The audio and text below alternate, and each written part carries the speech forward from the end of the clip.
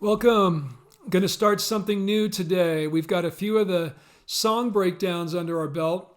So today will be the first installment of great guitar solos.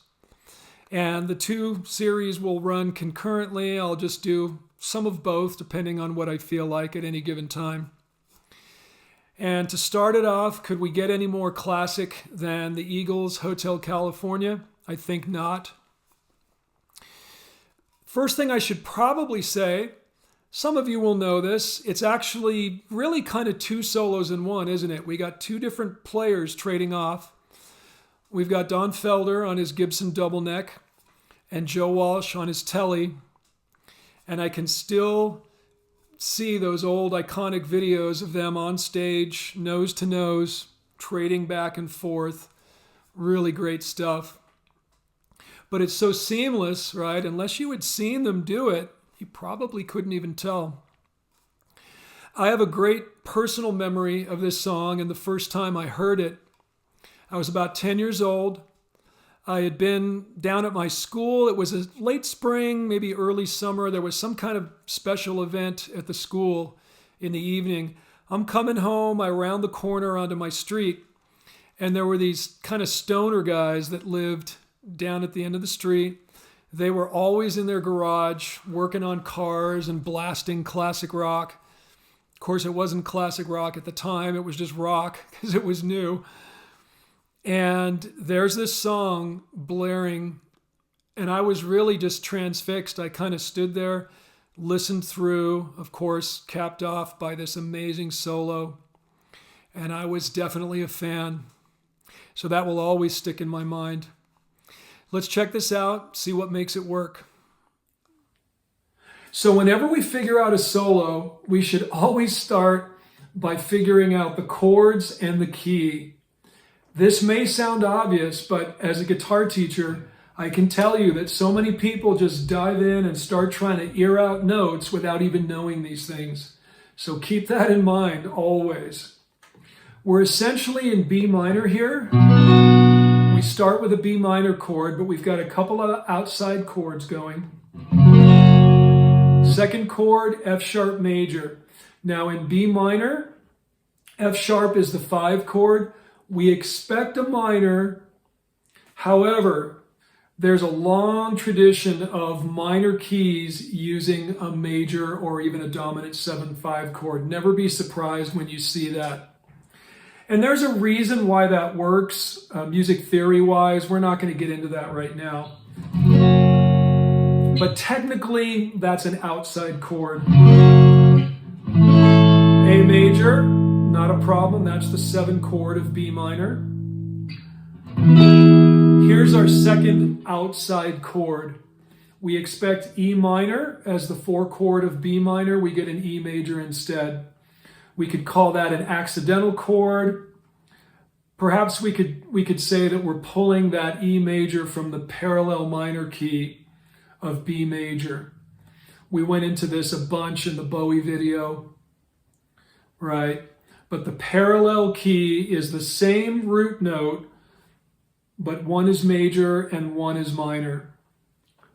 So from that point on, it's pretty much smooth sailing. We get a G, no big deal there. That's the 6th chord of B minor. We get D, okay, that's the 3 chord of B minor.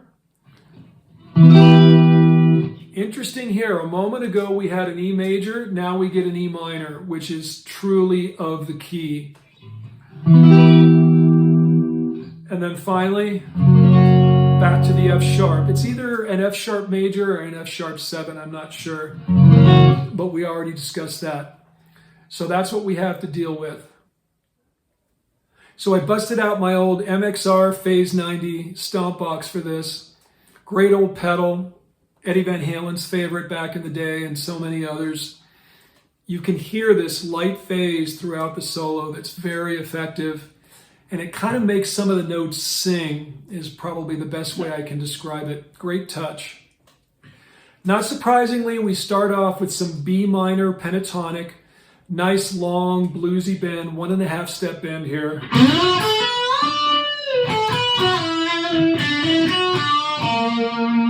Now that note right there, let's talk about this. I'm going to tell you right now, the key to this solo, the interval that makes it all work is the 3rd. What I mean is, constantly they are ending phrases on the 3rd of the chord. It's really amazing when you break it down. So this A sharp right here is the major 3rd of the F sharp chord that just landed there. And what makes it doubly great, we learned that the F sharp major is not of the key. So what does the soloist do? He accentuates that by landing on that major 3rd right when that chord comes around. This is what great soloists do. This is how they let you know that they are completely in tune with those changes.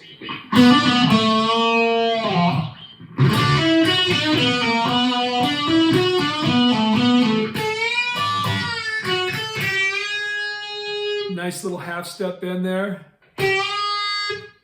Where do you think that's going? Well, he's bending from G to G sharp.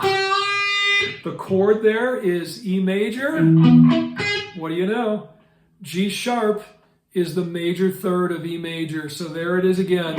And once again, it's an outside chord and he's hammering that 3rd. Such a great move.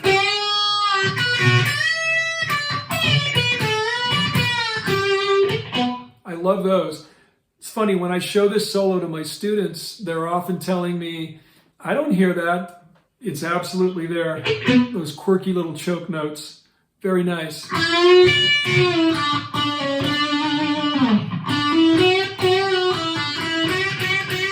Couple of more half step bends. Let's explore. F sharp, bending up to G. What's the chord right there? E minor. What's the minor 3rd of E minor? G. He nailed the major 3rd a moment ago. Now he's nailing the minor 3rd. Awesome. More just bluesy stuff here. B minor pentatonic.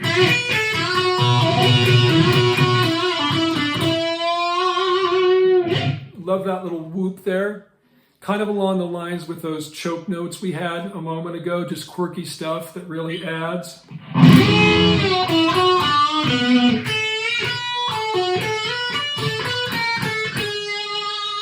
Great use of chromaticism there. And where do you suppose that chromaticism is leading? You think it might be a 3rd? Let's find out. G sharp on an E major chord. Yeah, that's the 3rd.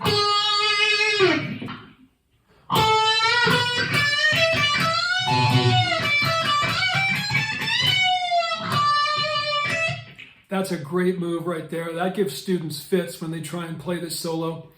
We've heard Hendrix do that, Ted Nugent. You bend the high E string up a full step.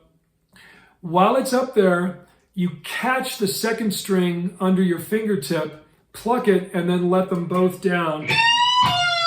That's the best way I can describe it. Great effect.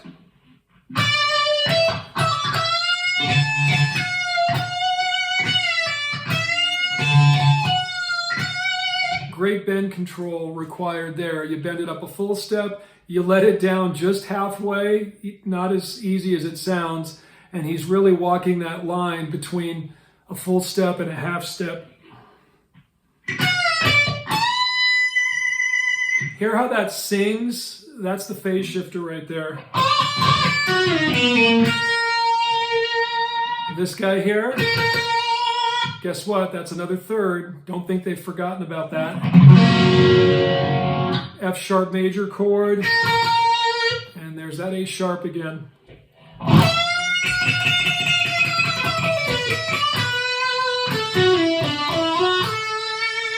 Now what I did here, this is not note for note, kind of a descending figure through the B minor pentatonic.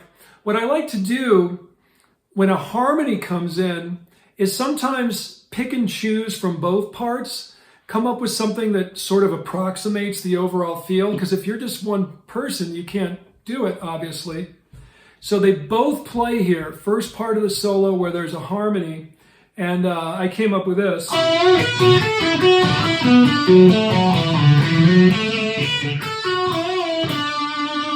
It just captures the spirit of the thing.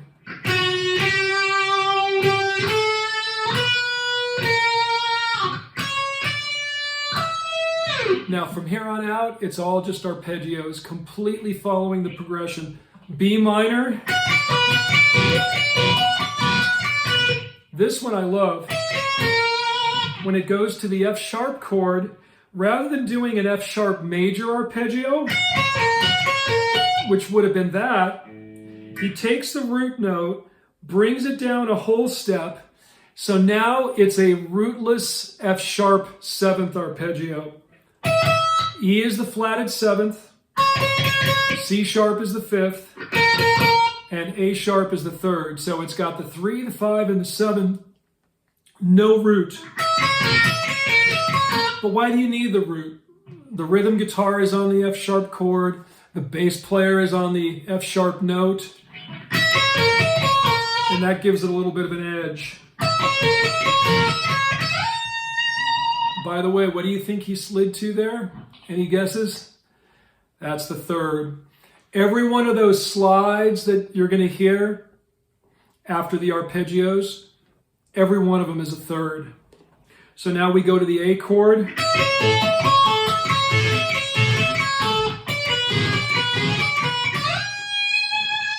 Third, G major. Now I like what he does here. Here he does a major arpeggio. The first two were those dominant seventh ones that I described. But on the D, that's just D major. And of course, sliding to the F sharp. Now E minor and F sharp major. Forgive me, that's the one exception. On that F sharp major at the conclusion, he slides to F sharp, which is of course the root. All the others are thirds. All right, so that's pretty much what we got. Pretty amazing, huh? You never thought about thirds in this solo, I would wager. But there they are. That's really what makes it work. So thanks for hanging out. We're going to be doing more of these great guitar solos. See you next time.